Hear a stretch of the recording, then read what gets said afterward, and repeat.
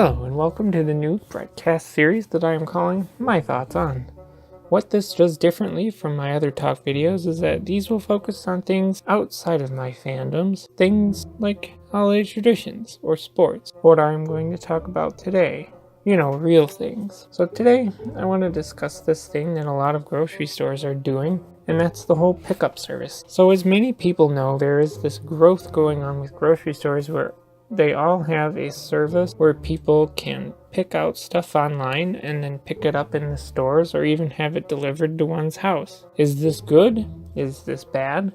Well, I really have no idea if it is good or bad, but I do find that there are good and bad aspects of it all. I can see something like this working out really well for certain types of people, like retired people, people who are too busy with children to make it to the store, or people who are too busy working to make it to the store, and that's kind of it. I personally don't really see the point of the idea of services like these for regular people like myself. First, you're literally paying like $5 to $10 on top of whatever amount you're paying for the stuff you are buying. Then you still have to drive to the store and pick up your stuff, which you may as well just drive to the store and pick the stuff out yourself. Yes, you do have that one where they will deliver it to your house, but that's kind of odd. Like, you're giving random people your home address, and then you have to live in such a small radius from the store that it seems like you're better off going and picking it up from the store. I also don't see this working when it comes to picking out certain items.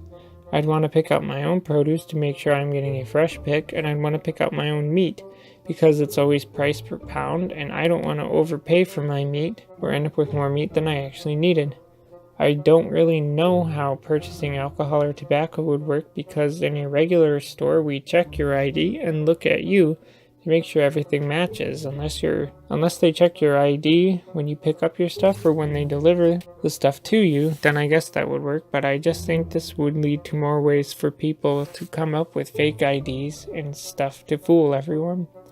I only really know one person who uses this kind of service because she has 3 kids, a job, goes to school, and no time actually shopping at a store, and is better for time and reasons of how kids act when in one place for a long time, and this all made perfect sense. But I don't know. I do think that this whole thing kind of blew up very quickly, where all the big grocery stores had a service like this now. Like, first Kroger got it, and then Walmart followed suit, but then Meijer tries to one-up everyone with delivering things to your house. But all this is the ultimate way of physical stores trying to compete with Amazon, since you can literally buy a good amount of groceries from Amazon since they would deliver them to your house and you don't have to pay them extra to do it.